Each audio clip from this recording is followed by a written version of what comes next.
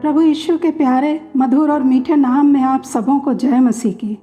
अभी तक हम प्रकाशित वाक्य 22:7 और 22:12 के अनुसार उन संदेशों को सीख रहे थे कि प्रभु कहते हैं, देख मैं शीघ्र आ रहा हूँ और हर एक के कामों के बदले उनका प्रतिफल मेरे पास है।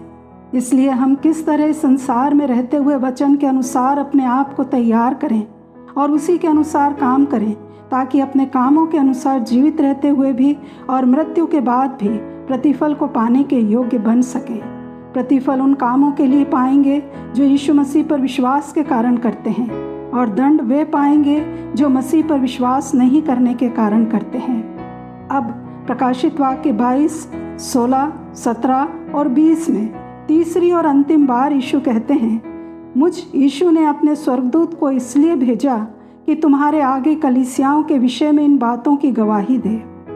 मैं दाऊद का मूल और वंश और भोर का चमकता हुआ तारा हूँ।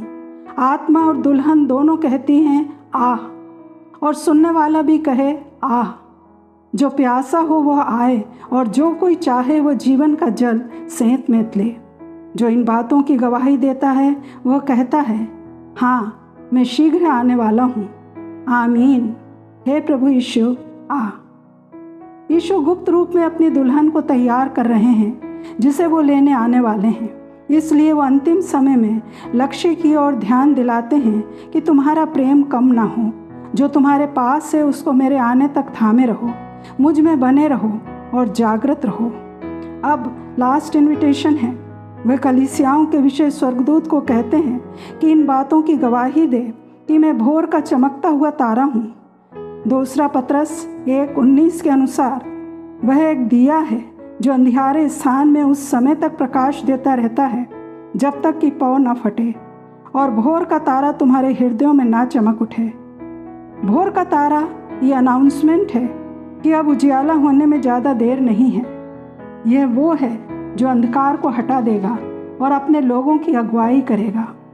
यिर्मयाह 31, 33, 34 में लिखा है, मैं अपनी व्यवस्था उनके मन में समवाऊंगा और उसे उनके हृदय पर लिखूंगा, और मैं उनका परमेश्वर ठहरूंगा और वे मेरी प्रजा ठहरेंगे।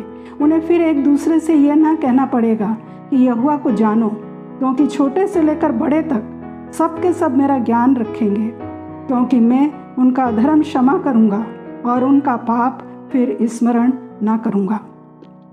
यशायाह 11:10 में लिखा है, उस समय यीशु की जड़ देश देश के लोगों के लिए एक झंडा होगी। सब राज्य के लोग उसे ढूंढेंगे और उसका विश्राम स्थान तेजोमय होगा। Morning star announces a new day. His coming is a brilliant new era. पवित्र आत्मा कहे आ, दुल्हन कहे आ, सुनने वाला भी कहे आ। जो प्यासा हो वो आए। जिस तरह भोर का तारा सूरज निकलने से पहले निकलता है, उसी तरह यीशु इज़राइल को रिस्टोर करने से पहले कलीसिया के लिए आएंगे। उनके आने से पहले कलीसिया शुद्ध और पवित्र होनी है। भोर का तारा आकाश में नए दिन का स्वागत करता है, वैसे ही यीशु नई जागृति की शुरुआत है। यह इन्विटेशन क्या यीशु के वापस आने के लिए है या उनके लिए जो शुद्ध और पवित्र होने के लिए यीशु के पास आने के लिए प्यासे हैं? ये जॉइंट इन्विटेशन है, ओपन इन्विटेशन है और हर एक के लिए है, पर लास्ट इन्विटेशन है। यशायाह 55:1 के अनुसार, अहो प्यासे लोगों, पानी के पास आओ। जिनके पास रुपया ना हो तुम भी आकर मोल लो और खाओ। दाख मधु और दूध बिन रुपए और बिना दाम ही आकर ले लो। परमेश्वर कहते हैं, तुम्हारी हर चीज़ का समाधान इसमें है कि मेरे पास आओ। मेरे पास वो सब कुछ है जो तुम्हें ज़रूरत है। मैं केवल तुम्हें रिस्टोर ही नहीं करूँगा, परंतु मेरे पास योजना है कि मैं तुम्हें देशों, राष्ट्रों, जातियों को मेरे पास लाने के लिए काम में लाऊं। इससे पहले कि यीशु मसीह कलीसिया को लेने आए और कलीसिया बादलों पर उठाई जाए, भोर के तारे के समान कलीसिया में विश्वासी जो प्यासे हैं उनको जीवन के जल के सोते में से सेंत मेंत पिलाऊंगा।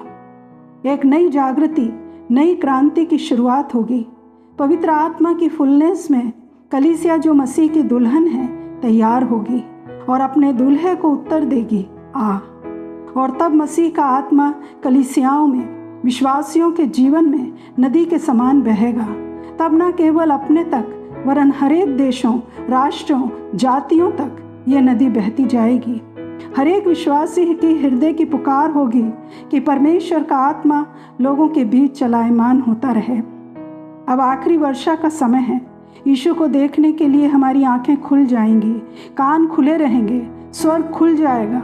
यजकेल के समान कह सकेंगे, यहोवा का हाथ मुझ पर है। क्या हम तैयार हैं? वो जागृति, वो क्रांति, वो रिवाइवल क्या होगा, कैसे होगा, ये अगले संदेशों में हम सीखेंगे। क्योंकि रिवाइवल व्यक्तिगत रूप से नहीं वरन सामूहिक रूप में, कलीसियाओं में, लोगों के समूहों में, स्थानों में, गांव-गांव में, शहरों में आएगा। दूसरी तरफ विनाश भी ऐसे ही सामूहिक रूप में आएगा। तो आइए हम प्रार्थना करें उस विनाश से बचने के लिए और उस रिवाइवल के लिए जो आने वाला है। हम भी प्यासे हों और हम और हमारी कलीसिया भी उसका एक हिस्सा बन जाए। प्यारे पिता परमेश्वर, हम आपका धन्यवाद करते हैं कि अंधकार और कठिनाइयों के समय आप अपने आत्मा को लोगों के बीच चलायमान करते हैं। हर एक चीज़ जो मरी हुई है या जिसके फलों को चुरा लिया गया है, उसे आप फिर से नया बनाते हैं। प्यारे पिता, आज कलीसिया को अपनी उन्नति के लिए जागृति की ज़रूरत है। चीज़ें और बिगड़ती चली जाएं, इससे पहले जागृत होने की ज़रूरत है। क्योंकि कलीसियाओं में अनैतिकता, संसारिकता, नफरत, क्रोध, मनमुटाव, मतभेद पाए जाते हैं। हम प्रभु आपको पुकारते हैं कि कलीसिया में, कम्युनिटी में अलौकिक काम हो, लोग आपके राज्य के लिए प्यासे हो जाएं। हमसे बात करें प्रभु, हमें नाम लेकर बुलाएं, आत्मिक सामर्थ्य दें कि परीक्षाओं, धोखे, कपट, डिस्ट्रैक्ट, कन्फ्यूज़न से बचें। हमारे मनों को, हमारे माइंड को सच्चाई समझने के लिए खोल दें। पिता, हम प्रार्थना करते हैं कि हमारे फ्रेंड्स, फैमिलीज़, नेबर्स जिनके साथ हम उठते बैठते हैं, काम करते हैं, वो जीवन की सच्चाई को समझें। पवित्र आत्मा के द्वारा आश्चर्य क्रम और चमत्कार उनके जीवन में हों। पवित्र आत्मा को हमारे देश पर उंडेलें।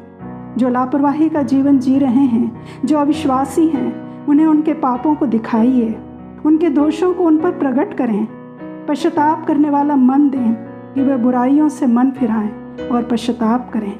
यदि वे विश्वास में हैं तो उन्हें और अधिक अनुग्रह दें, उनकी अगुवाई करें कि आपके ज्ञान और समझ में वे बढ़ते जाएं।